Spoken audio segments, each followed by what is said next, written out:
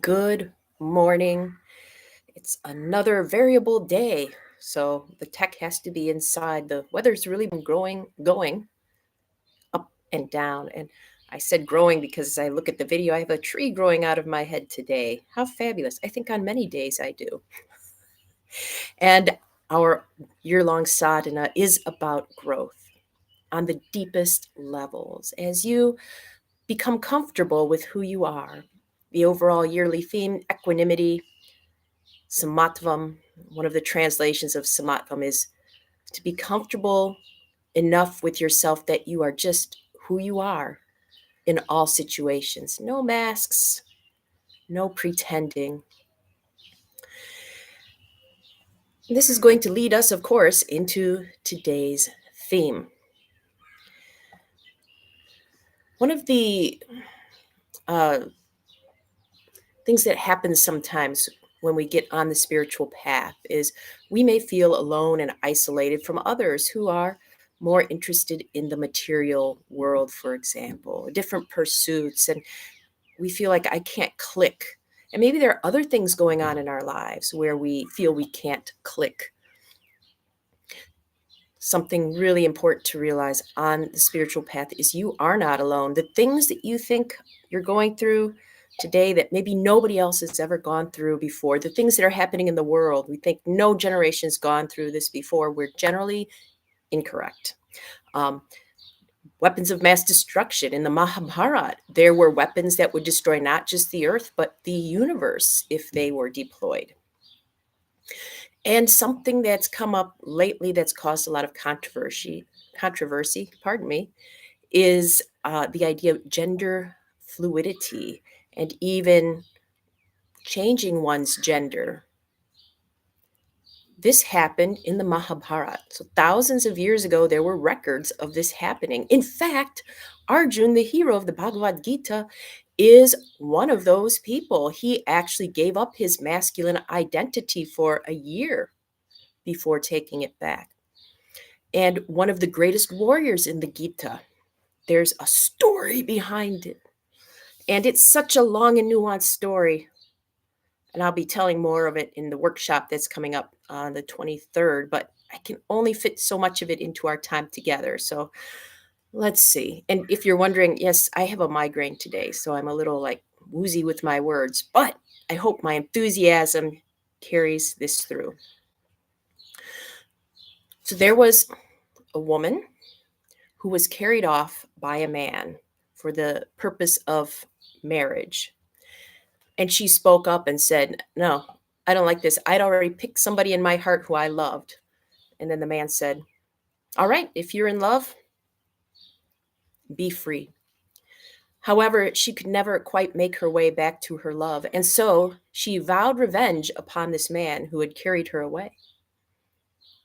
However, she was told repeatedly by the man himself, by society, by others, that there was really nothing she could do because she was a woman. Well, this did not sit well with her. Some of us who are embodied in a feminine form in this lifetime might feel that pain.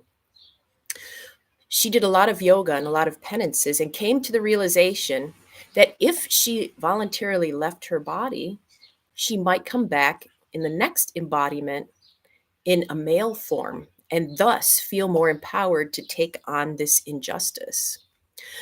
So she voluntarily left her body and became born to a king who wanted nothing more than to have a son and raise a son. Sounds perfect, right? Well, when this spirit was embodied again, she was in a female body. The king who desperately wanted a son was advised, you can bring this child up as a son. It will play into their destiny. So the king raised this child who wanted to be embodied as a boy, as a masculine with penis instead of a vagina. The king brought this child up according to that child's innermost wishes. And what happened is that child actually became a great warrior, was respected for the masculine embodiment that they portrayed, and later, Yes, this is in the Mahabharata, thousands of years ago, got bottom surgery and became, for all intents and purposes, a man as defined by that society, and was able to fight in the war that's starting with the Gita and face the person they blamed for their tragedy a lifetime ago. Interesting.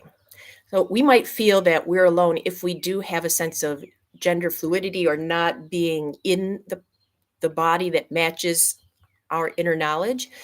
If we're parents, grandparents, uncles, aunts, we might be like, I'm confused by this. You are not alone. This has happened before. And the wonderful thing is the Mahabharata, through its stories, shows how we can deal with this and what the outcome is when we let somebody be true to what they feel inside. And actually, many of us have that challenge anyway. Whatever the world puts on us, be it the color of our skin, even the color of our eyes, the way we have our hair, the way we interact with people, we might feel like I'm different than everybody else and I have to put on this face so that people accept me. You're not alone.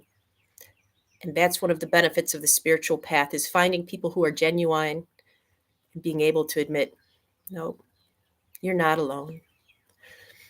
Today's practice is dedicated to Tilda Swinton, who for decades has been playing with that androgynous look and that boundary between what our society deems masculine and feminine, and also to Christina Applegate, who has been bravely sharing her story of living with a degenerative disease that affects many, many people. But by being open about her challenges, she's bringing more awareness to that.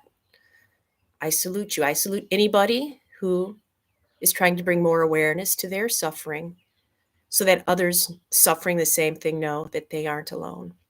Today's meditation, if you would like to do this, is Vajrapradama mudra. One of the names of this mudra is the interweaving web of life. We are all connected. We are not solitary. It starts much like Anjali mudra, the prayer position, the fingertips interlace, overlap, and then you open. Okay. And it can go right in front of an area if you feel needs protecting. Maybe your voice, you need a stronger voice. Maybe your heart, you feel your heart's been wounded. Any place. Okay. All right. Shall we? Stepping into the rain and the fog. Good morning.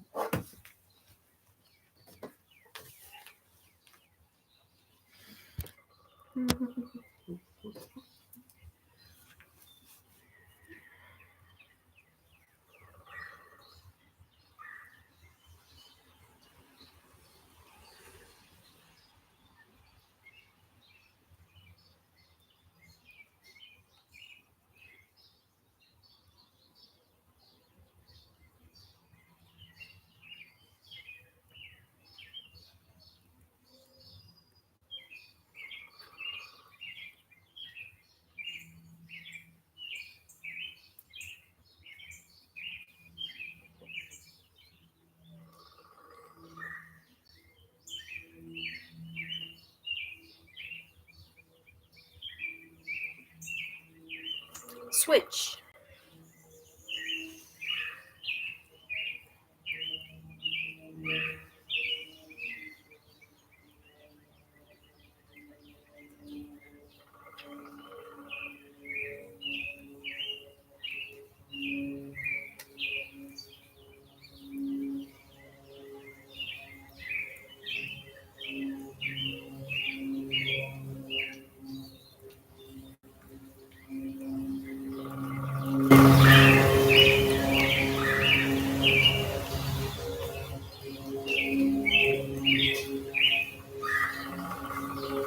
Excelente. Time for our meditative practice, Vajrapradama mudra, the interlocking web of life.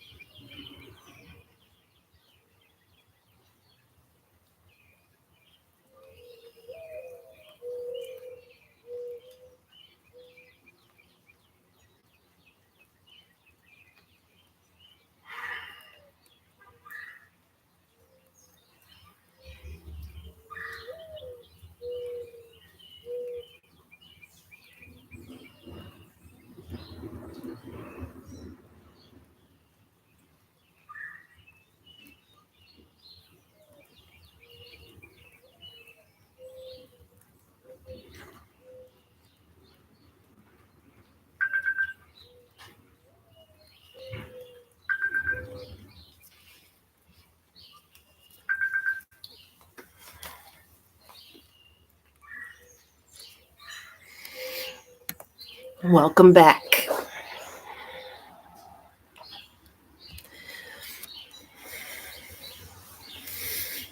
I've had many times and situations in my life where I felt isolated, and I imagine you have too. One of the beauties of the Bhagavad Gita is Krishna and Arjun's friendship.